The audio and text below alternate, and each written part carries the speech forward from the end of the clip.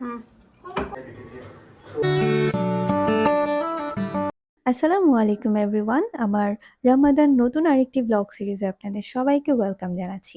Last ব্লগে বলেছিলাম যে নিউ মার্কেটে যাচ্ছি, তো চলুন ঝটপট আপনাদের সাথে নিউ মার্কেটের শপিং হল শেয়ার করা যাক। ২ বেডরুমের কালার থিম ম্যাচ করে ২ টা বেডশিট কেনা হয়েছে। সাথে টেবিলের জন্য একটা হোয়াইট কালার নেটের টেবিল ক্লথ, টেবিলের জন্য আরও ৪ টি টেবিল ম্যাট কেনা হয়েছিল। একটা লেস কেনা হয়েছে সানানের বালিশের কভারে লাগানোর জন্য। আর লুসনি কিনেছিলাম। আর গ্লাস আর হচ্ছে একটা জগ সেট কিনেছি গোল্ডেন কালারের থিমের।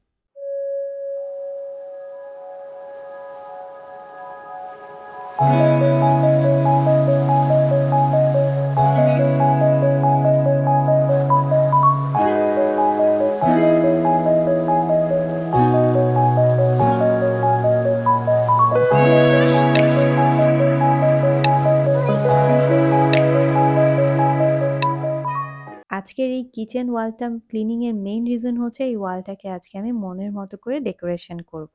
আর যেই জিনিসগুলো দিয়ে ডেকোরেশন করব সব পার্সেলগুলোই হাতে পেয়েছি। আর এখানে হাসব্যান্ড অনেকগুলো পেঁয়াজ কেটে আমার অনেকটা কাজই সহজ করে দিয়েছে। তো চলুন এখন আনবক্সিং করা যাক ডেকোরেশন আইটেমগুলো। আমার পছন্দের জিনিস আনবক্সিং করতে বেশ ভালো লাগে।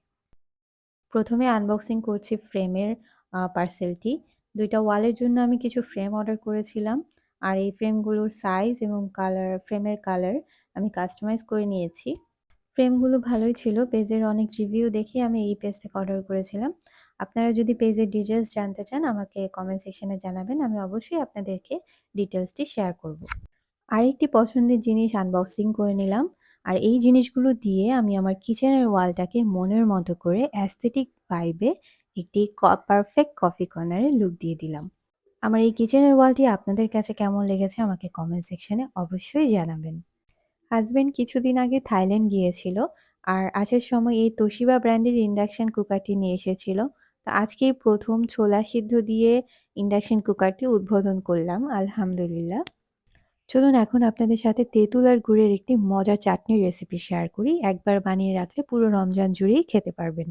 তো প্রথমেই সমপরিমাণ তেঁতুল পানির মধ্যে সমপরিমাণ গুড় দিয়েছি, ১.৫ চা চামচ কর্নফ্লাওয়ার দিয়েছিলাম, ১ চা চামচ জিরার গুঁড়া, ১ চা চামচ চাট মশলার গুঁড়া, ১/২ চা চামচ হচ্ছে বিট লবণ, ১ চা চামচ কাশ্মীরি লাল মির্চ আর কিছু মিষ্টি জিরাও দিয়েছি।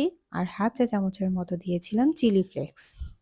তারপর স্বাদমতো লবণ আর ১ কাপ পরিমাণ পানি এড করে মিডিয়াম আঁচে চুলায় বসিয়ে দিয়েছি। আর এটা হতে, হতে চলে আসলাম হচ্ছে আমার ফ্রিজ ক্লিনিং এর জন্য।